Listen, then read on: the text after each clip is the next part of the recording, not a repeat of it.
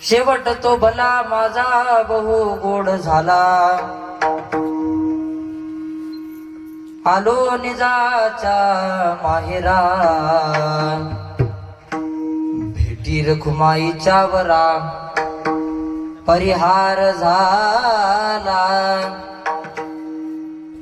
परिहार झाला अवघ्या दुःखाचा मागिला, आलो निजाच्या माहेरा, भेटी रखुमाईच्या वरा, तुका म्हणे वाणी गेली आता गे ओदनी, आलो निजाच्या माहेरा, भेटी रखुमाईच्या वरा, विठ्ठला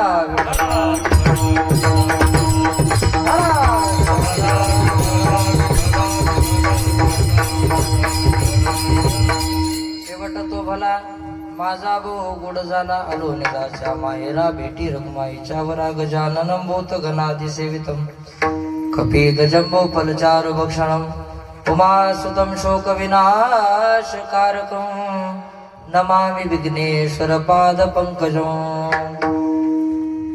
नमो विठ्ठला राजया पांडुरंगा, नमो रुक्मिणी माऊली ज्ञानगंगा, नमो पुंडलिका, नमो चंद्रभागा, नमस्कार माझा रुक्मिणी पांडुरंगा, पांडुरंगा करू प्रथम,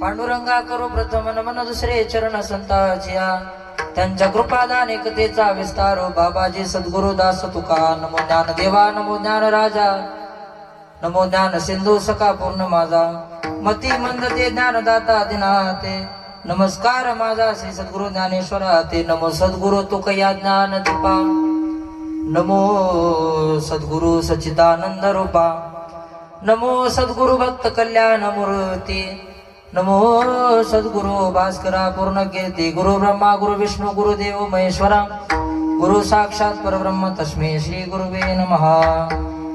प्रथम नमन करू गणनाथा उमाशंकराची स्वतः चरणावरी ठेवून माता साष्टांगी आता दंडवत, दुसरी बंधू शारदाजी चतुराननाची आत्मजा, वाक्सिद्धी पावजे सहजातीच्या चरण ओजा दंडवत, आता बंधू देव ब्राह्मण ज्यांचे पुण्य पावन, प्रसन्न होते श्रोते जन तया माझे दंडवत, आता बंधू साधू सज्जन नित्य हृदय हरीचे धान, विठ्ठल नाम उच्चारित जन तया माझे दंडवत, आता बंधू रंग भूमिका, आता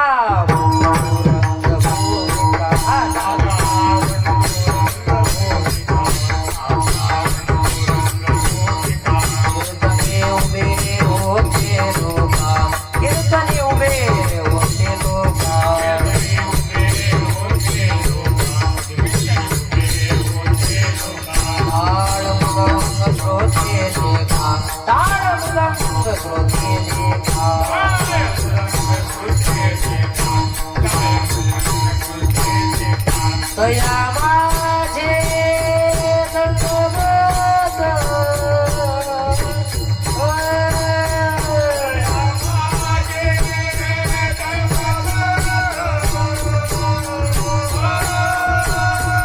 तया माझे दंडवत,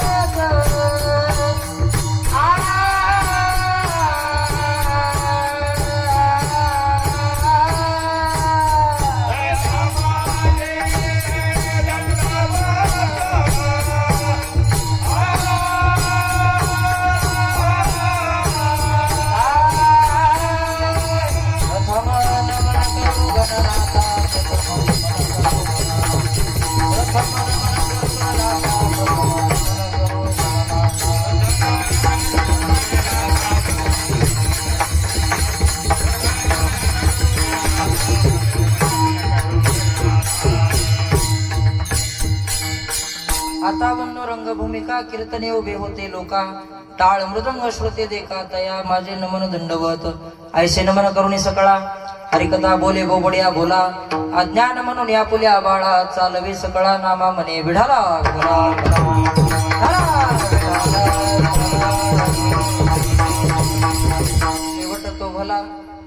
शेवट तो भला माझा बहु गोड झाला आलो निजाच्या माहेरा भेटी रखुमाईच्या वरा प्रस्तुत प्राप्त स्थळी चिंतन रूपी सेवेकरता निवडलेला अभंग वैराग्याचे मूर्तिमंत जगद्गुरु तुकोबरायांचा 4 चरणाचा निर्वाणपर प्रकरणातील अभंग आहे. विढाला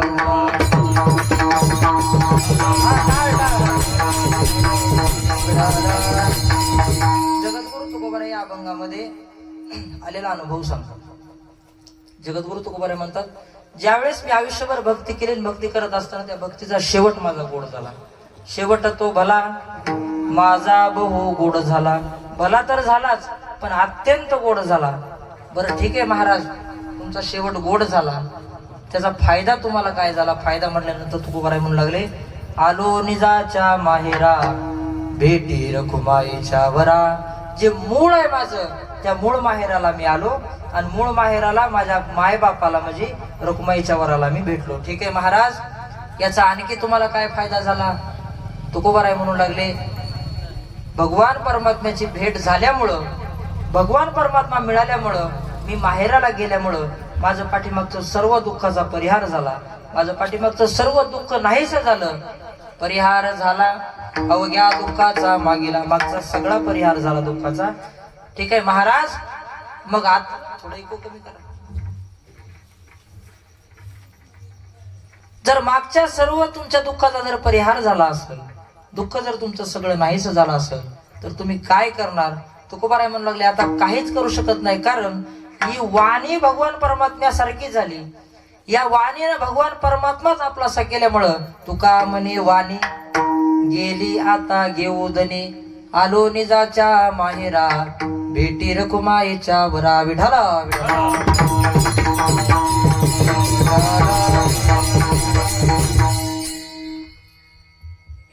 जगद्गुरु तुकोबरायांच्या अभंगाचा विचार करत असताना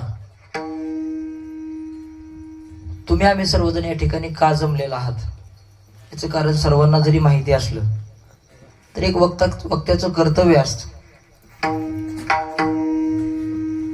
वास्तविक पाहता विचार केल्यानंतर कुठलंही कार्य विनाकारण होत नाही. कोणतंही कार्य असू द्या, सप्ताह असो, एक दिवसीय कीर्तन असू द्या, नैमित्तिक कीर्तन असू द्या, प्रासंगिक कीर्तन असू द्या, काल्याचं कीर्तन असो किंवा पहिल्या दिवसाचं कीर्तन असो, त्याला काहीतरी कारण असतं. कारणाशिवाय कुठलीच गोष्ट घडत नाही. मग कारण तुम्हाला सर्वाला माहिती आहे. वैकुंठवासी कमलाक्का नवनाथ मुंडे यांना जाऊन आता जवळजवळ 1 वर्ष पूर्ण झालं.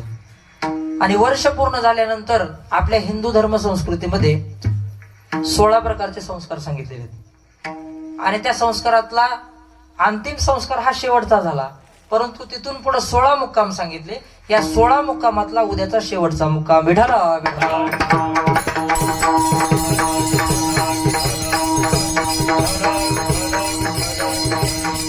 आणि या शेवटच्या मुक्कामाला आपल्याला त्यांना निरोप द्यायचा आहे. पण निरोप देत असताना आयुष्यभर नामस्मरण केलेलं आहे. खर तर अक्काच्या बाबतीत शेवट तो भला माझा बहु गोड झाला हे म्हणायला काही हरकत नाही. तसं काही जास्त अक्काचा माझा परिचय ह्या 2 वर्षातच आला. मी लहानपणापासून आळंदीला असल्यामुळे जास्त काय पाहुणे रावळ्यात नव्हतो मी. या 2 वर्षामध्ये जे मला बघायला मिळालं, कुठली वारी चुकविली नाही. आणि एक पारमार्थिक आस, परमार्थाबद्दल असणारी एक निष्ठा, परमार्थाबद्दल निष्ठा आहे, परमार्थाबद्दलची जी आस होती. मला वाटतंय मी मध्ये धोत्र्याला काही दिवस राहिलो होतो कॉलेजला असताना. मग ती आका धोत्र्याला यायची.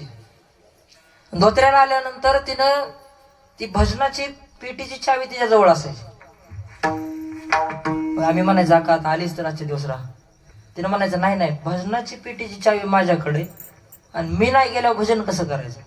एवढी परमार्थावर निष्ठा असणारी अक्काला आज जाऊन 1 वर्षभर पूर्ण होते आणि तिच्या ऋणातून उत्तीर्ण होण्यासाठी हा 1 दिवसीय कीर्तन महोत्सव. मला वाटतंय कुणाच्याही घरी भजन कीर्तन होत नाही. एक प्रमाण आहे बघा, आठवतंय का बघा? भाग्यवंत घरी भजनाची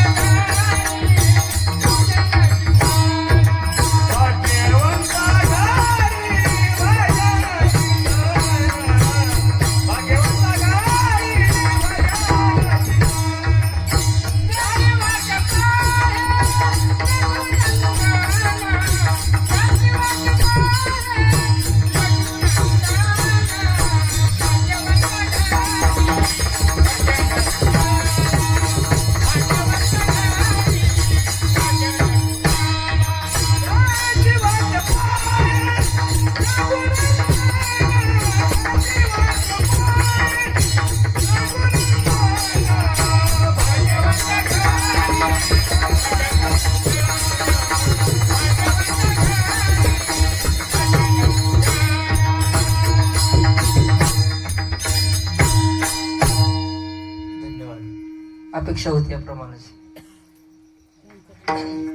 भाग्यवंत घरी भजन पूजन. खूप सुंदर. तसं थोडा मी बी चालीच आहे, नाही नसलं तरी थोडा चालीच आहे. कोणाच्याही घरामध्ये कुणाच्याही नावानं भजन पूजन होत नसतं. आता व्हायला लागलं, परंतु एखाद्या माणसाच्या नावानं भजन आणि कीर्तन होण्यासाठी त्याचं काहीतरी आदल्या जन्माचं पुण्य असावं लागतं. अहो ते नावानं व्हायचं जाऊ द्या, एकदा मुखाला नाव येण्यासाठी सुद्धा मी किती वेळा म्हणालो, एकदा मुखात नाम येण्यासाठी सुद्धा अनेक जन्माचं पुण्य लागतं. त्याच्या पुढे सांगू का, भगवान परमात्म्याची आवड असायला सुद्धा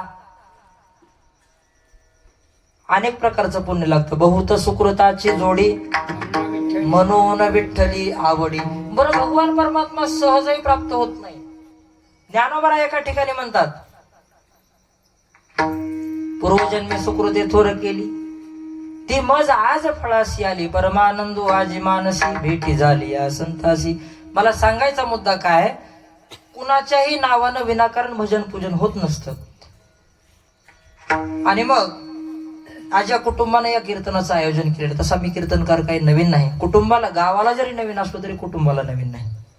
आणि मग त्यांनी एक मला आग्रहानं सांगितलं की आता तू त्यांचा पंतोयस, बरोबर आहे का? तू त्यांचा पंतोयस, हे आता तुझी तू कर. आणि मग आदरणीय हरिभक्त पारायण अरुण महाराजांनी आदेश केला आणि मोठ्या माणसाचा मी आदेश कधी मोडत नाही. वास्तविक पाहता आज अशी अवस्था आहे, मी काल सकाळी बालाजीवरून निघालोय, जवळजवळ येताना 8 गाड्या बदलत मी इथपर्यंत आता पोहोचलोय. त्यामुळे आता तुम्ही झोपा न काढता, मी एवढ्या लांबून पळत आलो म्हणलं तर तुम्ही झोपा काढू नका. विठाला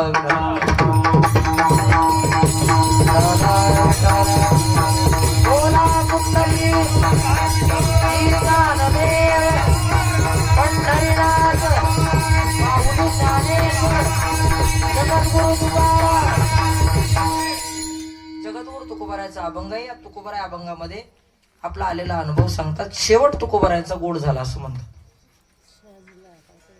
वास्तविक पाहता मी थोडासा वेळ तुमचा 10-15 मिनिटं घेणार आहे. त्याचं कारण आहे, वर्ष श्राद्ध उद्या जरी असलं तरी एक वर्ष श्राद्धाच्या कीर्तनाचा नियम आहे.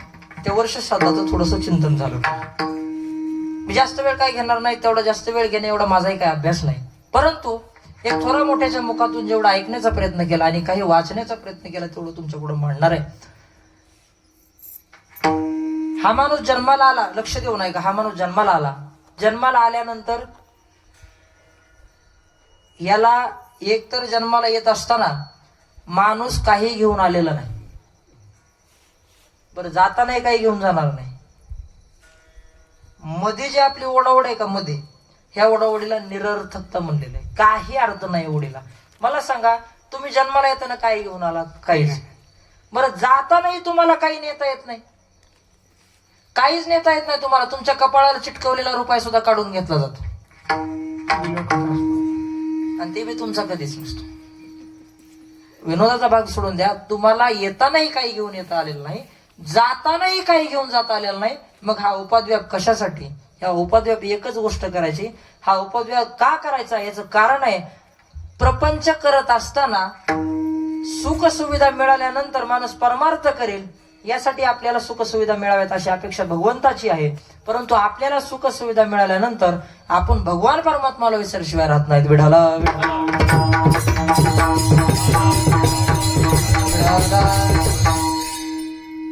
ठीक आहे, माणूस जन्माला आला, बरं जन्माला येताना तरी काय सुख आलंय? थोडासा विचार करा ना. काय सांगू गर्भीची या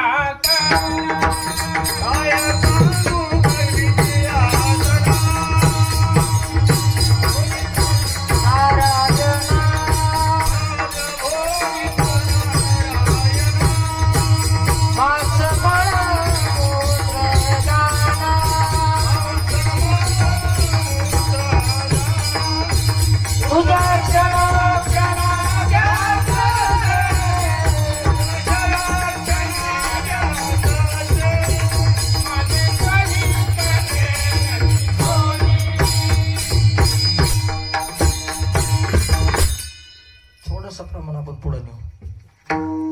जन्माला माणूस येत असताना अनेक प्रकारचे दुःख आहेत. मातेची या उदर कोहरी, पचोनी विष्टेच्या दातरी, उकडोरी 9 मास करी, जन्मोजन्मोनी मरती. ज्ञानोबा ज्ञानेश्वरी मध्ये सांगतात, जन्माला येत असताना सुद्धा दुःख आहे. बरं जन्माला आल्यानंतर पुन्हा येताना तरी सुख आहे का? 9 मास कष्ट लासी, 10व्याने प्रसूत झाली. थोडा एक सोडा. येताची कर्म जाड, तुझी मान अडकली, आकांतो जननी दुःखे धाय मोकले. स्मरे त्या हरिहरा, ध्याने श्रीकृष्ण माऊले, परिये दे मदालसा, सोहम जो जो रे बाळा. जन्माला येताना जरी काही आपण नीट आलो का? येताची कर्म जाड, तुझी मान अडकली. जन्माला येताना सुद्धा आपल्याला नीट येता आलेलं नाही. ठीक आहे, मला प्रकरण तुम्हाला सांगायचं होतं. या भूतलावरती एकच राणी अशी होऊन गेली महाराज, मदालसा नावाची राणी. त्या राणीनं आपल्या बाळाला पाळण्यामध्ये टाकले. जन्माला आलेलं बाळ पाळण्यामध्ये टाकलं आणि त्या बाळाला उपदेश करायला चालू केलाय. काय उपदेश आहे? 9 मास कष्टाला असे 10व्याने प्रसूत झाली.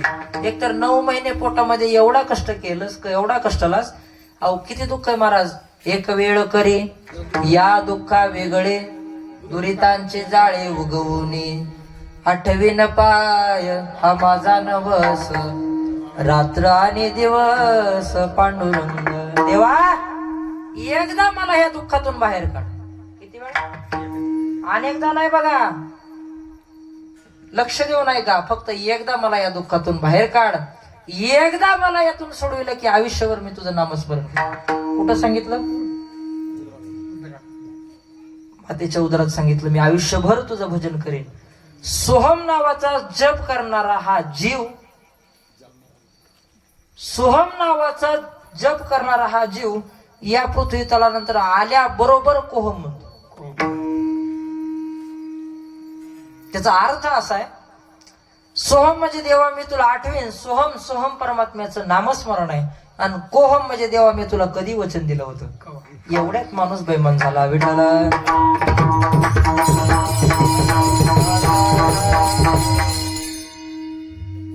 आला जन्माला माणूस. जन्माला आल्यानंतर त्याच्यापाशी काही नाही, नाव नाही. उपजली या बाळकाशी, नाव नाही ते काही चुकत असलं तर सांगत चला. त्या बाळाला नाव नाही, आपण त्या जीवाला नाव दिलं. तू जीव आहे. वाढत गेला 16 प्रकारचे संस्कार सांगितले. त्यात ते महत्वाचे जन्मसंस्कार झाला, बरेच नामकरण संस्कार सांगितलं. आपण पळत घेऊ जरा. विवाह संस्कार झाला. विवाह झाल्यानंतर आयुष्यभर राबला. एवढा राबला की या मायेच्या पडद्यामध्ये गुरफटून गेला. माया विघ्ने भ्रमला खरे, म्हणता मी माझे ने घरे. येतो संपत्तीचे वारे साचुकारे जाईल. हे फक्त आपण म्हणायचं बरं का, आपण फक्त म्हणायचं. आपण कधीच वागत नाही महाराज. आणि आपण वागल्यावर आपण एवढा प्रपंच करीत बसलो असतात का बिढाला.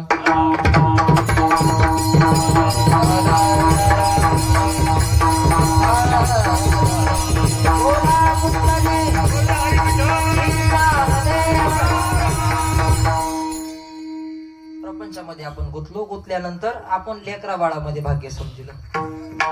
पण तिथे संतांनी सांगितलं भाग्य तरी नव्हे धनपुत्र दारा निकटवास बरा संतापाई. तुम्हाला जर तुमचं भाग्य पाहिजे असेल, तुम्हाला जर मुक्त होऊन जायचं असेल तर धनही नाही, पुत्रही नाही, दाराही नाही. दारा म्हणजे बायको. धन पुत्र दारा ह्या तिन्हीचंही तुमचं भाग्य नाही. तुमचं भाग्य कुठे? निकटवास बरा संतापाई निकटवास बरा.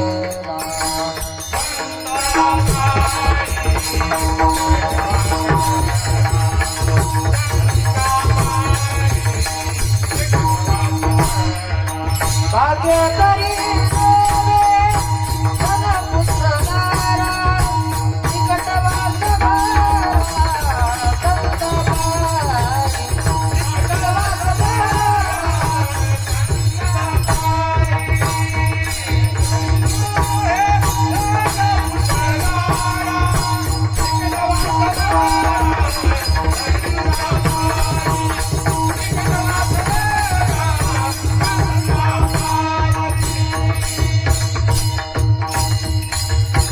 भाग्य तरी नव्हे धनपुत्र दारा निकटवास बरा संतापाई. बऱ्याच जणांना वाटतं आता पैसा मिळाला तर माझं नशीब उजळलं. मी जीव सांगायला बरं का, मी विषय सोडून जात नाही, तुम्ही काळजी करू नका. आणि टायमाच्या मी पुढे जात नाही. प्रत्येकाला वाटतं मला धन मिळालं तर सुख आहे, पण धनाच्या पाठीमागे सुद्धा 15 अनर्थ सांगितले. बरं धन सोपं आहे का? मिळविताना अवघड आहे, सांभाळताना अवघड आहे, गेले होता ते अवघड आहे. मिळविताना कष्ट करावं लागतं म्हणून दुःख आहे, आल्यानंतर धन भरपूर आहे म्हणून झोप लागत नाही हिथंही दुःख आहे, आणि गेल्यानंतर अति दुःख आहे ना महाराज. एखाद्याचा रुपया हरपू द्या, माणूस 3दा तिथं फिरत.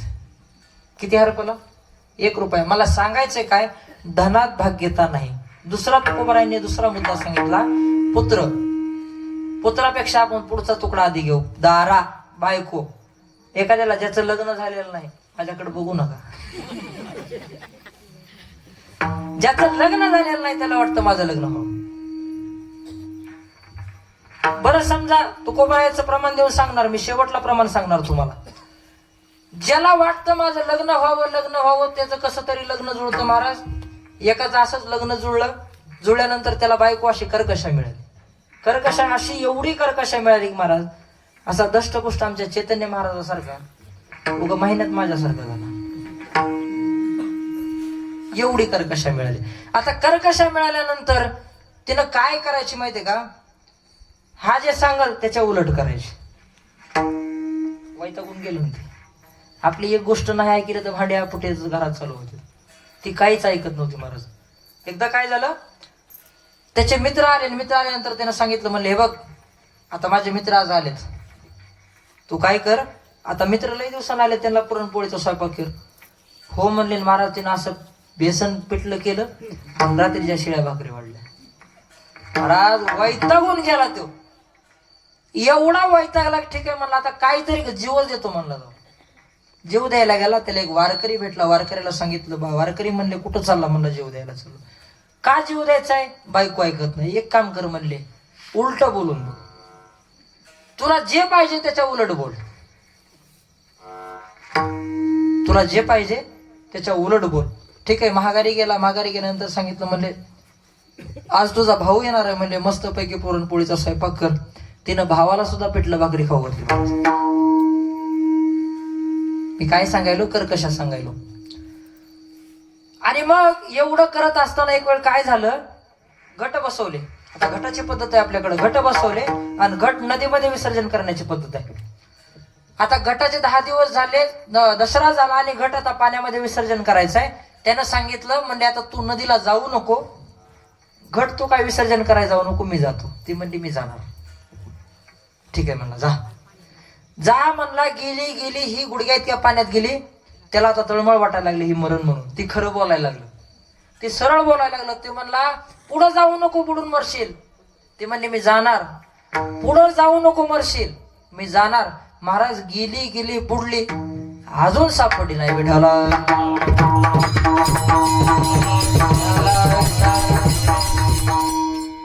कर्कशा बायको मिळाल्यानंतर सुद्धा अखंड फजिती होते. तुकोबारायांचं प्रमाण आहे. कर्कशे संगती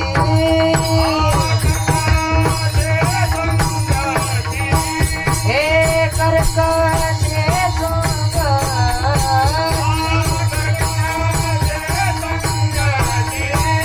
सुख उदंड फजिती, सुख उदंड फजिती.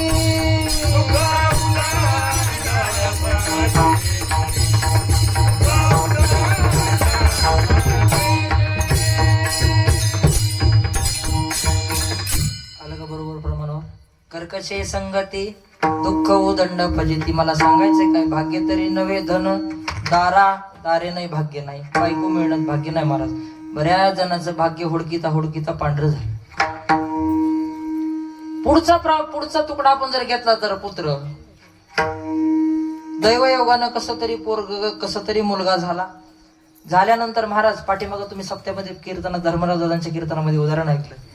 त्याने एवढे पेढे वाटले महाराज, बळच पेढे खाऊ घातले. आणि 25 वर्षानंतर त्या पोरानं जेव्हा लाता घालायला चालू केल्या त्यावेळेस फाशी घ्यायला निघून गेला. मला सांगायचंय काय, भाग्य बायकोतही नाही, भाग्य धनातही नाही, आणि भाग्य पुत्रातही नाही. माणूस जन्माला आला, जन्माला आल्यानंतर या संसारामध्ये सुख शोधत गेला, पण संसारामध्ये सुखच नाही. का? या संसाराचं मूळच दुःख रूप आहे. संसार दुःख मूळ.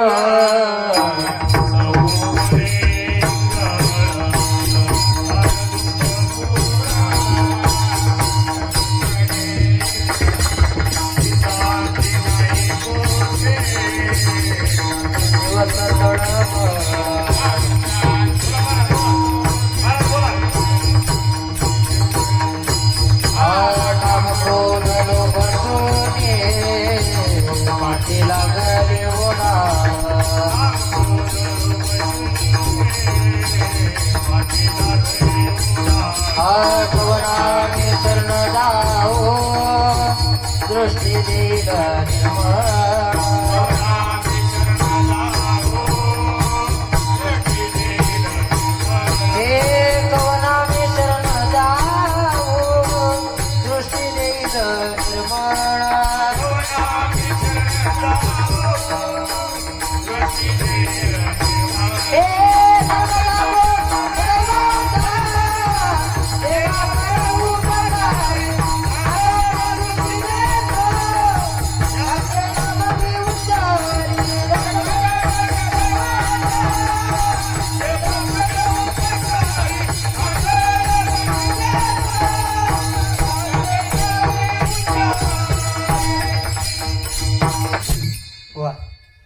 मनाचे टाळ केले.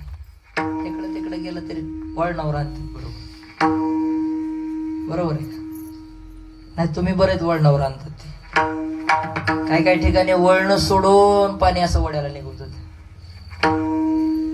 ऐकत पण नाही तो माणसं नीट. महाराज भजन आता खरं सांगू का पाटील महाराज, भजन हे आता टाइमपास झाला.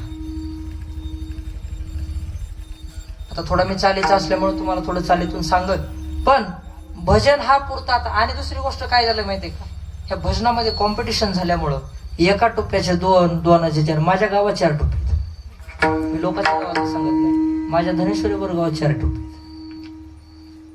बरं ते जाऊ द्या, एका भजनात तरी एक का? एका भजनात सुद्धा एकी नाही. आमचे गुरुजी आम्हाला विनोदानं सांगायचे, थोडं ऐकू द्या. काय झालं, एका गावामध्ये 2 भजनी मंडळ एकत्र बसले. एकत्र बसल्यानंतर सुरुवाती रामकृष्ण हरी एक वारकरी म्हणले. आता रूप पाहता लोचरी म्हणल्यानंतर एका माता माऊलीला, आता ह्यांच्यासारख्या माता माऊलीला सांगितलं, म्हणले रूप पाहता लोचरी म्हणा. तिनं लावलं सर मला, रूपबाई पाहता लोचनी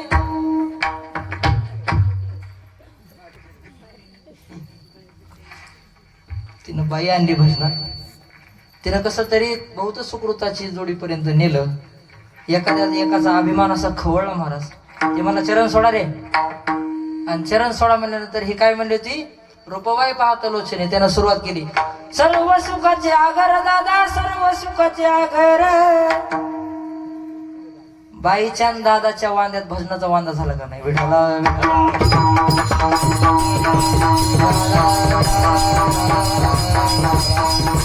मला सांगायचंय काय, भजन सुद्धा गोड असावं. पूर्वीच्या काळामध्ये दिंड्या चालायच्या महाराज. दिंड्या आपल्या गावातून सुद्धा दिंडी जाते नाही.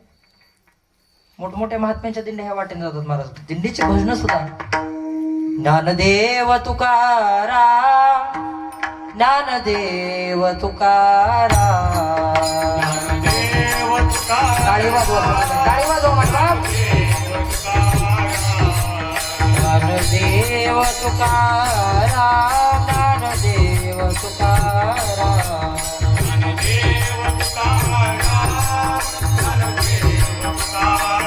ओ ज्ञानदेव तुकारा ज्ञानदेव तुकारा.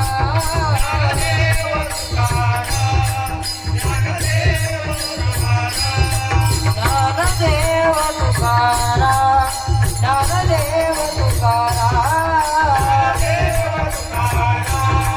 ज्ञानदेव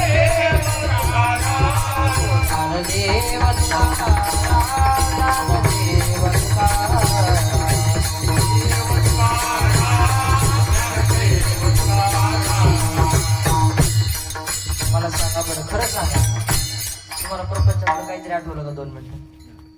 गोड ह्याला गोड व्हावं, नाहीतर काय दादान बाई जर भजनात आणली काही आपला उपयोग नाही. भजन ते वंगाळवाने नरका जाणे चुकेना. भजन थोडंच करायचं मला. माझं तर वैयक्तिक म्हणणं असतं. बरेच लोक मला म्हणतात महाराज तुम्ही नावं ठेवता. त्याचं कारण आहे, नावं ठेवण्याची कारण आहेत. तुम्ही चुकीचं जर काही लोक आम्हाला प्रमाण सांगतात महाराज, नये जरी तुझं मधुर उत्तर दिदला असं स्वर नाही देवे नाही ते विन भुकेला विठ्ठल. अरे पण ते भजन तुझं एकांतातलं सांगितलं, लोकांतातलं तुझं भजन नाही सांगितलं. लोकांतात लावणी मृदंग श्रुती टाळ घोष शेऊ ब्रह्मरस आवडीने शेऊ ब्रह्मरस.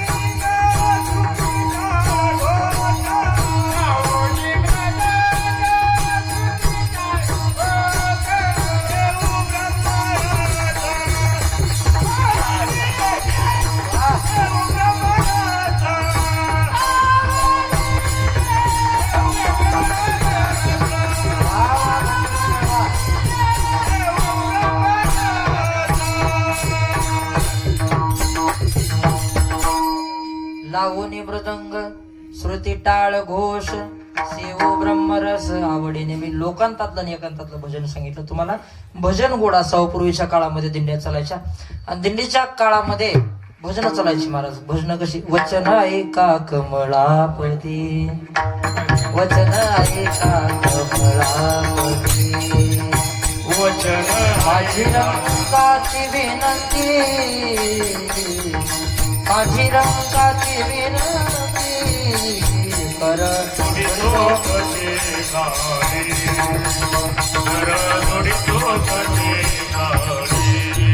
सुंदर ते धान उभे विठेवरी सुंदर ते धान उभे विठेवरी करपते मरी ठेवो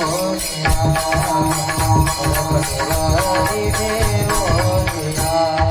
सुंदर ते धान उभे विठेवरी सुंदर ते धान उभे विठेवरी करपते मरी ठेवो.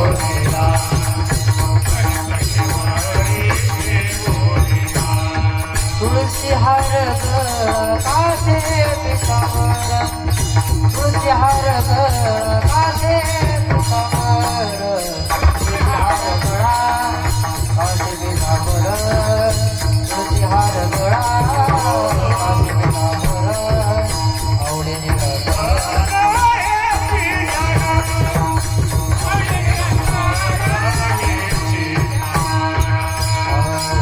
निज काही नेने भगवंत दिसते भाव भक्ती ते कोणी दिसते भाव भक्ती ते कोणी दिसते भाव भक्ती ते कोणी उठाच कळाच उठले नारायणा उठाच कळाच उठले नारायणा आनंदाने पुरजारा तिरी लोक आनंदाने पुरजारा तिरी लोक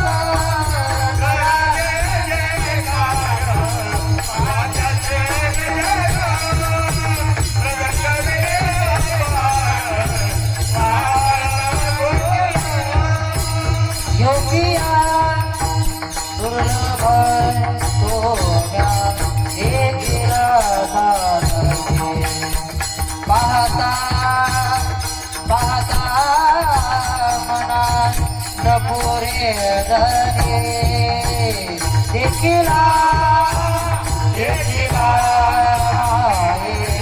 देवता देखील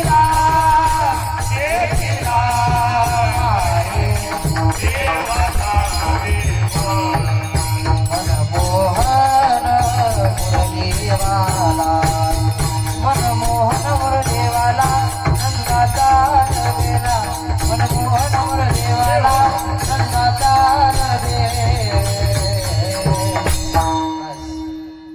असं लई रात्रभर जरी म्हणला तरी म्हणू शकतो गुरुजीची कृपा आहे माझ्यावर. मला सांगायचं काय भजन गोड असावं आणि असे गोड भजन पूर्वीच्या काळामध्ये चालायचे महाराज. म्हणून उभं राहून काकडे चालायचे. उभं राहून पूर्वीच्या काळामध्ये आमच्या भागामध्ये निवृत्ती महाराज पिसाळ म्हणून होते.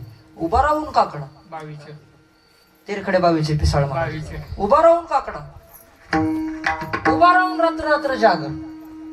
आता राहिलं नाही महाराज. आता 2 तास भजन जरी केलं तरी मध्ये म्हणारे भैरवी नाही काय आणला चहा. बरं त्या चहात बी 2 प्रकार आहेत महाराज. मी तुमच्याच गावात बघितलेले सांगतो तो लोकांना सांगत नाही. पुढच्या दिवशी मी जागराला आलो होतो. 2च मिनिटं आलो होतो.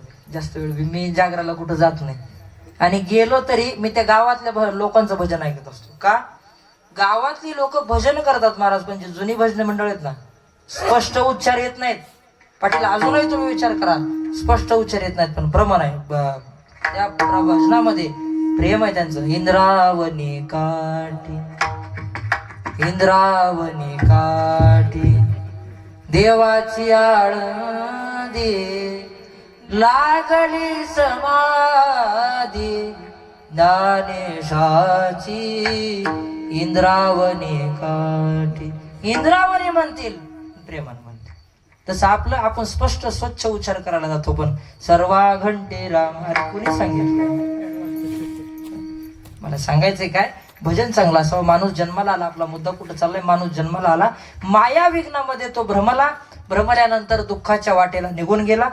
सुख हुडकिता हुडकिता हुडकिता त्यानं सुख हुडकत हुडकत हुडकत तो एवढ्या दुःखापर्यंत निघून गेला की जवसा एवढं सुख त्याला मिळालं परंतु दुःख पर्वता एवढं मिळालं. थोडक्यात एक उदाहरण तुम्हाला सांगणार आहे नंतर प्रमाण घेणार आहे. तुमचं प्रमाण घेतो मी काळजी करू नका.